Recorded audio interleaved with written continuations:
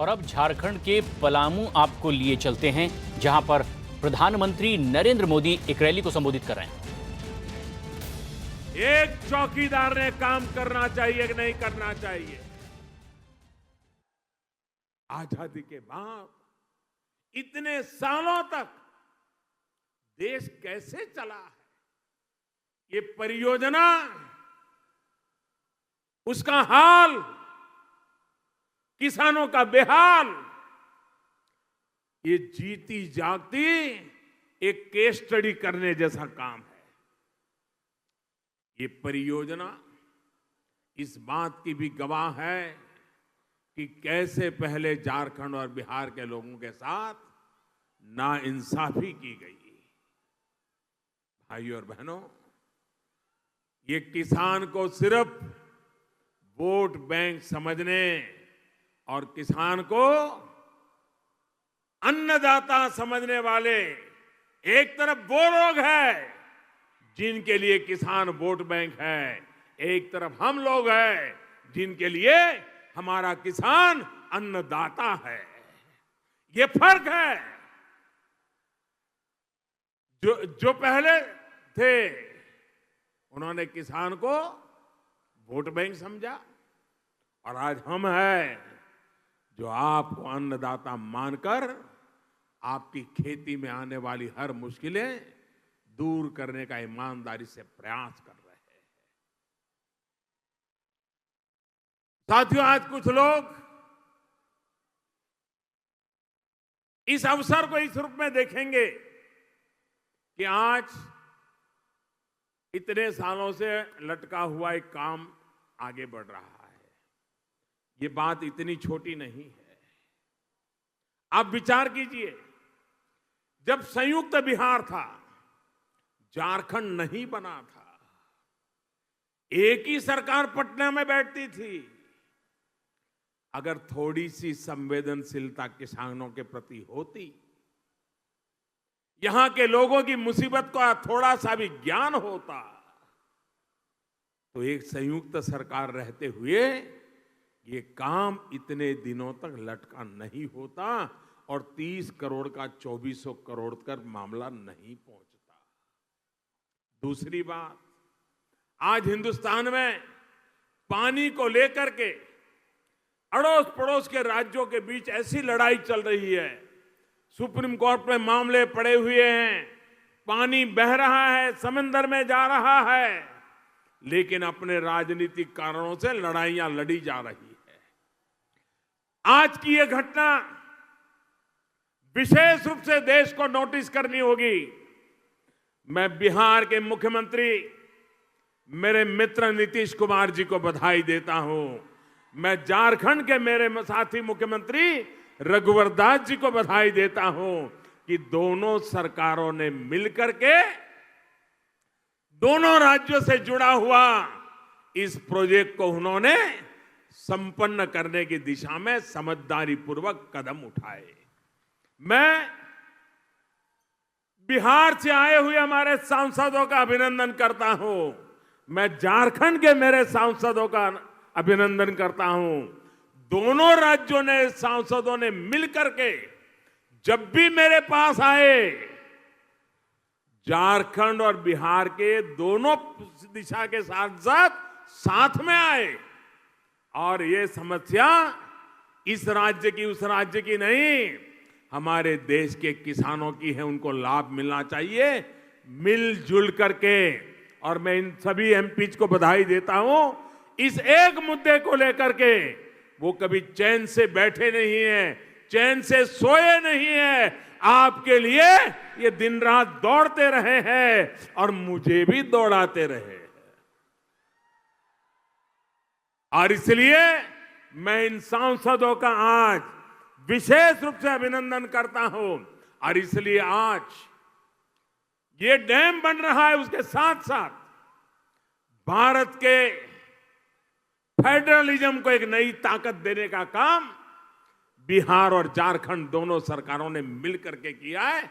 ये मेरे लिए विशेष गर्व की बात है, आनंद की बात है, और देश के अन्य राज्यों के लिए भी इसमें से बहुत कुछ सीखने का है।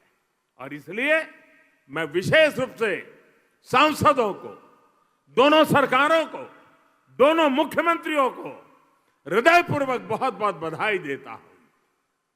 साथियों, आज कुछ लोग देश के किसानों को कर्ज माफी के नाम पर बहला रहे हैं, किसानों से झूठ बोल रहे हैं।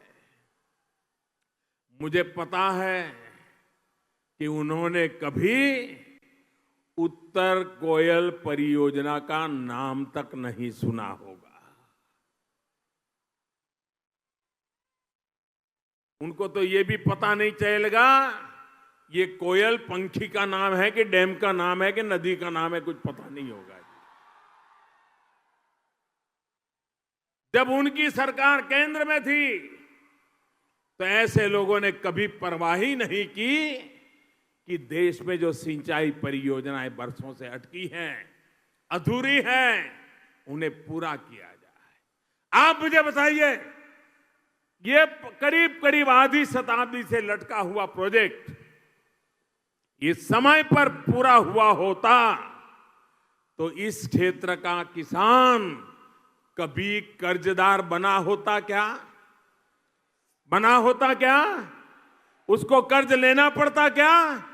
वो कर्ज में डूबता क्या? उसको पहले आपने कर्ज करने के लिए मजबूर कर दिया, उसका जीना बिना कर्ज असंभव कर दिया, और अब राजनीति करने के लिए निकल पड़े हैं। अच्छा होता अगर किसानों के थोड़ी सी भी संवेदना होती, ऐसे सारे काम पूरे कर दिए होते तो मेरा किसान कभी कर्ज के बोझ में डूबा नहीं होता। अरे वो तो दुनिया को कर्ज देने की ताकत वाला बन गया होता। भाइयों और बहनों, जब हमारी सरकार आई तो किसान के खेत में पानी पहुंचाने का बीड़ा हमने उठाया।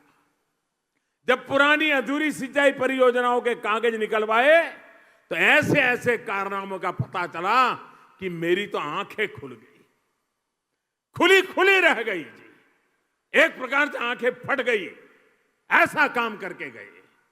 आप कल्पना कर सकते हैं कि सिर्फ उत्तर कोयल परियोजना नहीं, अनेक ऐसी सिंचाई परियोजना थी जहां पर बांध बन गए तो नहर नहीं बनी, नहर बन गई तो बांध का काम अधूरा पड़ा हुआ था, बांध और नहर दोनों बन गए तो उसको जोड़ने का काम नहीं हुआ। ऐसा कोई परवाह ही नहीं, पैसे गए तो गए, जमीन गई तो गई, किसान मर रहा है तो मर रहा है, यही काम करते रहे जी। किसानों के साथ, देश की सिंचाई परियोजना के साथ इस तरह का अन्याय किया जा रहा है। मैंने देश भर की ऐसी बड़ी परियोजनाओं की लिस्ट बनवाई, बजट में पैसों का इंतजाम किया और फिर शुरू की प्रधानमंत्री सिंचाई परियोजना। आज इस परियोजना की वजह से देश की उन 99 बड़ी परियोजनाओं को पूरा किया जा रहा है जो 30, 40 साल से अटकी पड़ी थी, फाइलें भी खो गई थी। साथियों, आप जानते हैं हम इस पर कितनी राशि खर्च कर रहे हैं? मैं आपको बताता हूं, करीब करीब 90,000 करोड़ रुपया, यानी एक प्रकार से 1 लाख करोड़ रुपया। ये है हमारा काम करने का तरीका। भाइयों और बहनों, अगर मुझे राजनीति करनी होती, अगर मुझे किसानों को वोट बैंक का हिस्सा ही बना के रखना होता तो मेरे लिए तो बहुत सरल था। ये 1 लाख करोड़ रुपए की इतनी सारी योजनाओं के पीछे मेहनत करने की क्या जरूरत थी? दिन रात पूछताछ करने की क्या जरूरत थी? बाबुओं को दौड़ाने की क्या जरूरत थी? सीधा साधा 1 लाख करोड़ रुपया किसानों को कर्ज माफी कर करके बस बांट देता। लेकिन मैंने किसानों को गुमराह करने वाला रास्ता नहीं चुना, पाप नहीं किया। कर्ज माफी तो एक पीढ़ी की हो जाती, 1 साल की हो जाती, लेकिन 1 लाख करोड़ से जो पानी आएगा वो आने वाली सदियों तक लोगों का भला करेगा, किसान की 5-5, 25-25 पीढ़ी का भला करेगा, वो कभी कर्जदार न बने, ये ताकत उसको मिलने का काम हमने किया। हमने वो वोट बैंक की राजनीति नहीं की, हमने मेरे किसान को मजबूत करने का काम किया है। और इसलिए भाइयों बहनों, ये चुनाव जीतने के खेल जो चल रहे हैं, उसी खेल का परिणाम है कि उन्होंने किसान को कर्जदार बना के रखा है, उन्होंने नौजवान को याचक बना के रखा हुआ है, उन्होंने माता बहनों को असुरक्षित बना करके रखा हुआ है, उन्होंने सारी चीजें लोग सरकार के भरोसे जिए ऐसी व्यवस्था बना करके रखी है। उस व्यवस्था को बदलने के लिए मैं कोशिश कर रहा हूं। देश सरकार से नहीं, देश देशवासियों से चलना चाहिए। देश हम लोगों से नहीं, आपके लिए होना चाहिए, आपकी ताकत के भरोसे चलना चाहिए। इस इरादे से हम काम कर रहे हैं। भाइयों बहनों, सरकार के निरंतर प्रयास का वजह से आज अनेक योजनाएं पूरी हो चुकी है और मैं देख रहा हूं बहुत से प्रोजेक्ट आखिरी चरण में पहुंच गए हैं और आखिरी चरण में है। इसी बात को लेकर के ये पहले की सरकारों जो किसानों को वोट बैंक समझने वाले हो और हमारी सरकार किसानों को अन्नदाता समझती है, इसका सीधा सीधा फर्क है। आपको ये फर्क ये टीवी के एयर कंडीशन रूम में बैठे हुए लोगों से कभी पता नहीं चलेगा, अखबार की सुर्खियों में नहीं पता चलेगा। और इसलिए भाइयों बहनों, देश के उज्जवल भविष्य के लिए किसान को ताकतवर बनाना, इस राग पर चलना है। और हमने सिर्फ और सिर्फ अपने कर्म और अपने कर्तव्य, किसानों की सेवा करना, देश की सेवा करना, यह हमारा धर्म मान करके काम कर रहे हैं। साथियों, हमारी सरकार खेती और किसान को सशक्त करने के लिए एक नई सोच के साथ आगे बढ़ रही है। हमारा प्रयास बीज से बाजार तक नई व्यवस्थाएं खड़ी करके किसान को मजबूत करने का है। भाइयों और बहनों, देश की तमाम सरकारों ने आजादी के बाद से ही अपनी समझ और क्षमताओं के हिसाब से काम किया। किसी ने नाम पर ध्यान दिया तो किसी ने काम पर ध्यान दिया। आज यहां प्रधानमंत्री आवास योजना के तहत 25,000 लोगों को नए घर मिले हैं। और इसलिए मैं आपको एक उदाहरण इस योजना का भी देना चाहता हूं। साथियों, 4.5 वर्ष पहले जब भारतीय जनता पार्टी की सरकार को आप सभी ने अवसर दिया था, तो हमने देश के गरीबों से, बेघरों से एक वायदा किया था। वायदा ये कि 2022 तक देश का गांव हो या शहर हो, हर देशवासी के सिर पर पक्की छत देने का प्रयास किया जाएगा।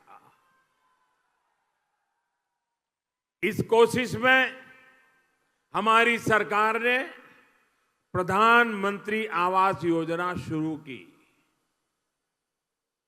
शहरों के लिए अलग, गांवों के लिए अलग।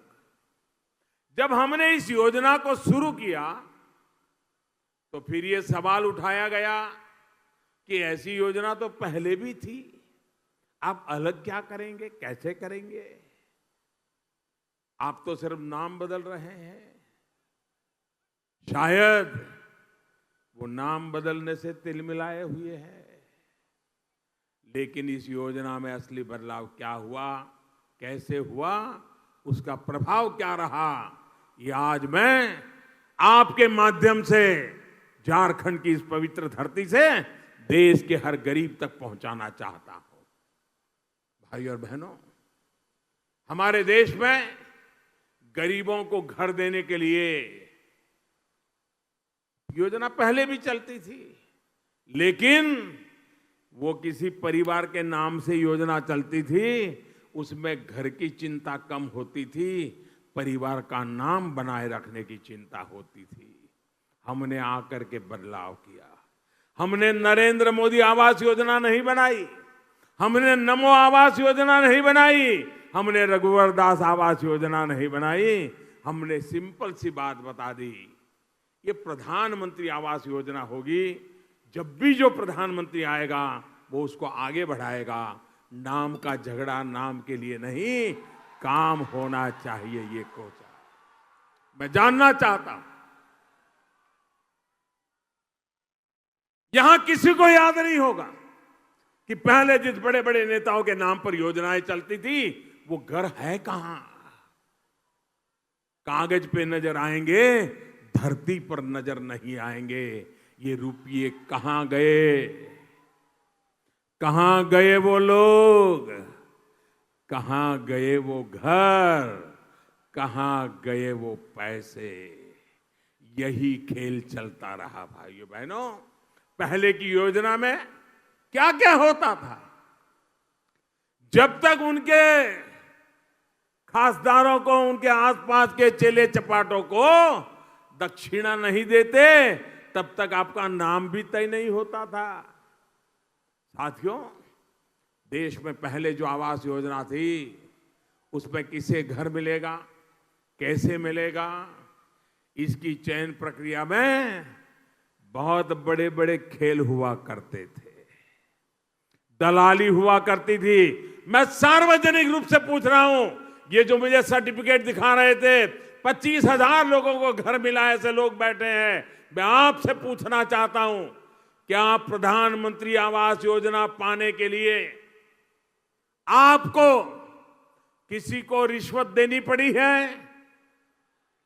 जोरों से बताइए, वो सर्टिफिकेट ऊपर करके बताइए, मुझे देनी पड़ी है? किसी को पैसे देने पड़े हैं? किसी ने आपसे पैसे मांगे हैं? मैं देश भर के लोगों को कहना चाहता हूं, दलालों को हमारे यहां कोई जगह नहीं है, बिचौलियों को कोई जगह नहीं है। और इसलिए गरीब के खाते में सीधे बैंक से पैसे जमा करा रहे हैं। नाम तय करने में भी हमने वैज्ञानिक तरीका अपनाया है। 2011 की जनगणना के आधार पर, और पहले तो बीपीएल लिस्ट, और वो भी बदलता रहता था। लोग शिकायतें करते रहते थे कि मेरा नाम नहीं है। पहले था, लेकिन अब कट गया है। वो कटता इसलिए था, वो बिचौलिए के जेब में कुछ डालता नहीं था। प्रधानमंत्री आवास योजना में हमने सबसे पहले इसी अव्यवस्था को सुधारा। अब गांवों में किसे घर मिलेगा, ये 2011 में जो जनगणना हुई थी उसके आधार पर ग्राम सभाओं द्वारा तय किया जाता है। इतना ही नहीं, अगर किसी वजह से किसी का नाम उस लिस्ट में नहीं है या किसी को कोई शिकायत है तो उसे भी अपील करने का पूरा मौका दिया जाता है। घर आवंटन में पारदर्शिता और ज्यादा बढ़ाने के लिए हमारी सरकार ने यह भी तय किया कि जिन जिन को घर दिया जाना है उनकी लिस्ट को ग्राम पंचायतों की दीवारों पर लगाया जाए। पूरे गांव को पता होना चाहिए कि ये लोग हकदार हैं और उनको घर मिलने वाला है।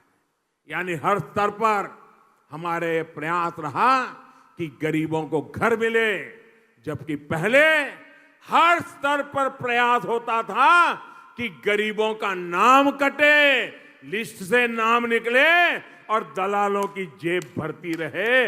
यही कारोबार होता रहता था। भाइयों और बहनों, पुरानी योजना से अलग एक और महत्वपूर्ण कार्य हमने किया। आज जिन्हें घर मिले हैं वो भी इसके गवाह हैं कि अब पहले लाभार्थी का ऑनलाइन रजिस्ट्रेशन होता है और फिर उसके बैंक खाते का सत्यापन किया जाता है। ये भी इसलिए किया जाता है ताकि लाभार्थी के खाते में सीधे पैसे ट्रांसफर करने में कोई दिक्कत ना आए। भाइयों और बहनों, पहले की योजना में स्थिति ये रहती थी कि अलग अलग स्तर पर अलग अलग बैंक खाते होते थे, जहां से लाभार्थियों को पैसे रिलीज किए जाते थे। इस वजह से अक्सर उनका पैसा अटक जाता था। अब हमने राज्य स्तर पर सिर्फ एक खाता बना दिया है, जहां से सारे लाभार्थियों को पैसे ट्रांसफर किए जाते हैं। यानी घर पाने वालों की एक और दिक्कत को दूर करने का हमने प्रयास किया। अब आते हैं घर निर्माण की मॉनिटरिंग पर। पहले की योजना में किस तरह के घर बनते थे आपने भी देखा होगा। उनकी ऐसी बुरी हालत रहती थी कि लोग घर मिलने के बाद भी उसमें जाने के लिए तैयार नहीं होते थे। ये स्थिति इसलिए थी कि पहले की योजनाओं में मॉनिटरिंग की का कोई उचित तरीका ही नहीं था। प्रधानमंत्री आवास योजना के तहत बनने वाले घरों की क्वालिटी पर नजर रखने के लिए हमने नई व्यवस्था विकसित की। अब जो घर बनते हैं उनमें निर्माण के दौरान 3 अलग अलग स्तरों पर फोटो ली जाती है, उसकी जियो टैगिंग की जाती है, यानी किस तारीख को फोटो ली, कहां पर ली, ये सारी जानकारी सही तरीके से जमा की जाती है। इतना ही नहीं, सरकार ने जो व्यवस्था बनाई है उसमें ये भी इंतजाम किया है कि इन फोटो को कोई भी देख सकता है। भाई और बहनों, पहले जो घर मिलते थे उसमें सिर्फ खाली 4 दीवारें होती थी। अब जो घर मिल रहे हैं उसमें तमाम मूल सुविधाएं हैं जो एक परिवार के लिए जरूरी होती है।